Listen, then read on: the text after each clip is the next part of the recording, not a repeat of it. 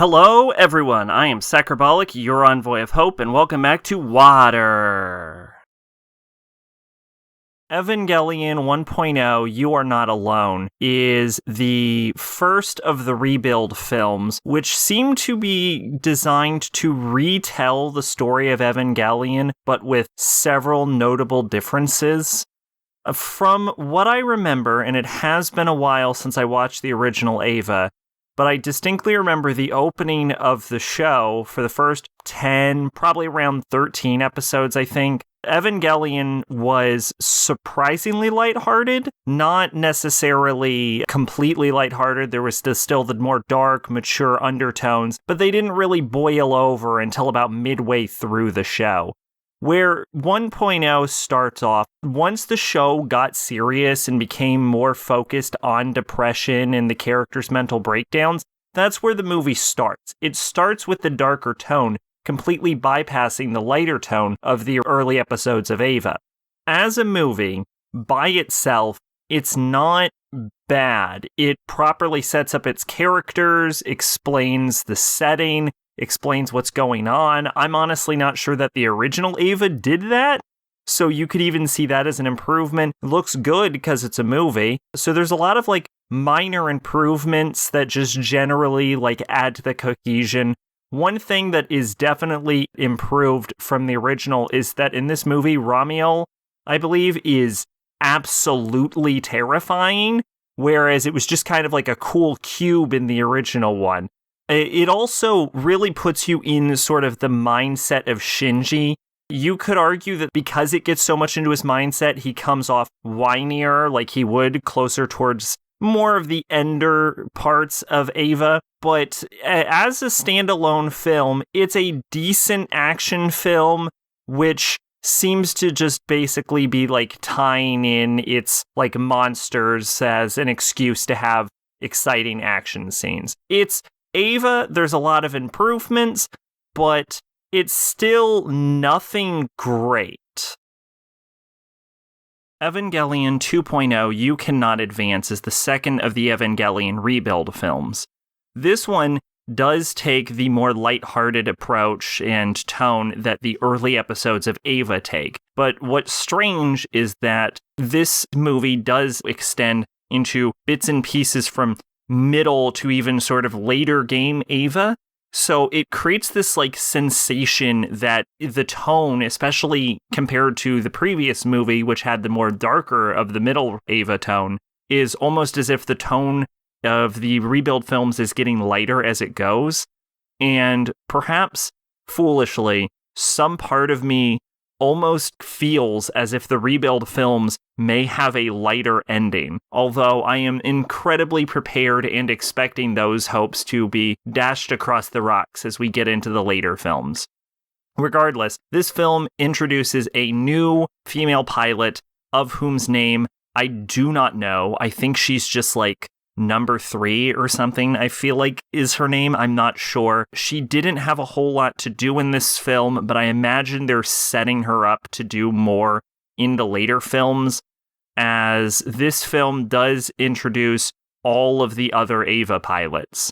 There is a lot of focus on Shinji in this film, as there was in the previous ones, and he definitely becomes a relatable, sympathetic character in this. Not that he wasn't necessarily in the original show, but I definitely found myself understanding where Shinji and really all of the characters were coming from a lot more than the original. In fact, one thing I think that this movie does really well is when compared to the original Eva, when you get to the midpoint of Eva, where the tone suddenly takes a much darker turn, the characters suddenly just start acting like complete dickheads out of nowhere. It's like a sudden dramatic flip in their personality. You could make an argument that the pieces of their personality were already there and they were just being explored and they were being raw.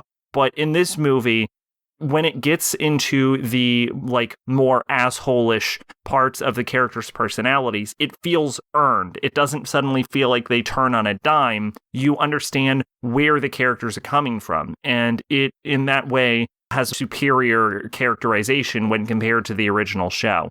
This movie has a lot of like exciting action scenes in it. I was definitely had my undivided attention during some of the angel fights. But I also like that it wasn't afraid to get into the moments of levity and see how the cast members bond. And I'm pleasantly surprised that they didn't forget that parts of it. And especially towards the end of the movie, where it seems like Shinji's bond, or I should say a burgeoning bond with Rei, is a sort of central focus to his motivations towards the end. So seeing the characters bond is not only important for the film itself, but also just a generally pleasant experience that also helps keep the mood of the movie down instead of getting too overly depressive. This movie is surprisingly good, and I did enjoy it, although part of me wonders if I'm enjoying this movie because I've seen the original Eva and not as a movie on its own. Evangelion 3.0, You Cannot Redo, might as well be renamed You Will Not Debrief, because the crux of the problem in this movie is that no one tells Shinji what the fuck is happening. It's usually a sort of pet peeve of mine when the plot of a story can be solved by two characters related to it sitting down and having a conversation. And this is most certainly a movie where the entire plot can be avoided by two characters sitting down and having a conversation. Now, it is worth noting that they were basically under constant attack by enemies. So when Shinji wakes up 14 years after the events of the final movie where he almost caused the third impact, everyone treats him with understandable suspicion for basically destroying the world, but no one explains to him that he basically destroyed the world or what happened since, so he ends up swapping sides to the bad guys, because we find out that, like, Misato, she has a fucking battleship, right, that flies through the sky, and she's in open rebellion to Nerve, which is still trying to destroy the world. So, because everyone treats him like shit, he is, Shinji, basically. He still acts like he always does, so he's gonna swap sides immediately. He's incredibly indecisive. Then he almost gets tricked by Kaoru, who's being tricked by Gendo into destroying the world. Because at the end of the movie, when Kaoru figures out Gendo's plan, instead of telling Shinji what not to do and why not to do it, he's just like, don't do it. We gotta do it. We gotta pull back. And Shinji's like, well, I'm gonna do it. Why wouldn't I do it? The whole plan was to do it, right? So Shinji almost fucking causes human instrumentality, causes a fourth impact, which is just basically End of Ava's third impact, because no one told Shinji what the fuck was happening in the entire movie. Like, I understand back when Shinji was captured in the start of the movie by Misato's group, I understand that they were under constant attack, but if they just handed him, like, even if they had to defend things, like, print out a fucking piece of paper or something that's like, here's what happened, here, read this, like, debriefing manual, you'll figure out what's going on and what's happening. And, I mean, would Shinji have maybe tried to, escape anyway and go to Nerve? Yeah, maybe, probably. Shinji's a little shithead, let's be honest here. But he probably, if people had told Shinji what was happening, not have tried to cause the apocalypse. Which, I will say, does mean that the only character in the entire movie that is properly thinking things through is Gendo, because Gendo also didn't tell Shinji anything, and it worked out great for him. I'm not sure if I in any way explained what the fuck happened in this movie, but let's be honest here. Can anyone really explain what happens in Evangelion anyway? I mean, come on. The answer is yes, probably, but I don't care and I'm not trying to. Anyway, what I was shocked to see was I expected the fourth impact to take place, and I expected for the final movie to be going in the same direction as End of Ava. I was actually almost suspecting that we would sort of see the aftermath of human instrumentality, because End of Ava just ends directly at the, end of it, basically, with, Shinji and Asuka on the other side, and we never really see what happens afterward. So I assumed, maybe the last movie would take place in mostly, a post-instrumentality world, But no, actually, to my great surprise, they managed to stop it. And the end of the movie looks like a depressed Shinji going on a journey with like Asuka and Rei. And I cannot believe that is what's happening. I cannot believe that that is where we are going. This movie dragged in places. There were too many action scenes which weren't very well shot because I had no fucking idea what was happening in them a lot of the time. It does that like Evangelion thing where they just throw out terms at you endlessly and fuck you, figure out what they're talking about, but they don't really bother to explain it. There's a lot of things wrong with it. It's too actiony and there's not a lot of character work outside of Shinji. And we are dealing with a different Rei, but it does feel like we're retreading the old ground from the second movie at this point with new Rei. So there's a lot to not like about this movie, but I would have to say that I feel like the end of the movie is kind of what redeems it in my eyes. This would probably be I would probably be reviewing this a lot less favorably if the like last 10 minutes didn't happen. Evangelion 3.0 plus 1.0 Thrice Upon a Time is truly the end of Evangelion. Right off the bat, one thing I want to address is I was never fully sure if these like rebuild films were necessarily like good as their own standalone film series or if they only work in relation to the original Evangelion. And what I will have to say is towards the end of this film, Kaoru talks about how he has like been through the whole rigmarole of basically the plot of Eva time and again, and we see like multiple versions of him across what appears to be multiple timelines. And I always suspected the rebuild films because they always felt sort of more like sequels, even though they retold the story but in a different way. Then they sort of did like their own spin-off retelling of a series. And I will take that ending to mean that basically Rebuild is a sequel to the original Evangelion series. Maybe that's not entirely how it was intended, but that is how I choose to take it. And by taking it so, I no longer need to address whether or not these films can function by themselves without the original series, because they don't need to. Because they're sequels, and that really clears this review up and makes it super easy. So, as the finale to all of Evangelion, I think this movie works really well. One thing we need to talk about is the character development in this movie is probably the best out of the entire franchise at any point. It very well develops like Shinji as a character. Again, better than any other moment in Evangelion I can probably think of. I mean, this is the movie where Shinji gets in the fucking robot willingly, and he makes the decision. No one even like hints Shinji should get in the robot. Shinji's like, I'm getting in this robot. It's great. He like nuts up in this film, and it really shows his journey into becoming an adult, but it also really like starts with him in a dark place, ending from the previous Rebuild film. And then you get to see him sort of like come out of his depression and open up and mature as a person. We see the advancements of like Rei's character, kind of. And we don't necessarily see a development in Gendo, but I feel like for the first time ever, we're exploring Gendo as a character more than as an offhanded concept. This movie also does some interesting things with Mitsuru, and I wouldn't necessarily call it character development, but it does very interesting things with Asuka as well. And on a side note, when Asuka goes full-on angel in this film, I was so fucking hype about that. Oh god, that scene is awesome.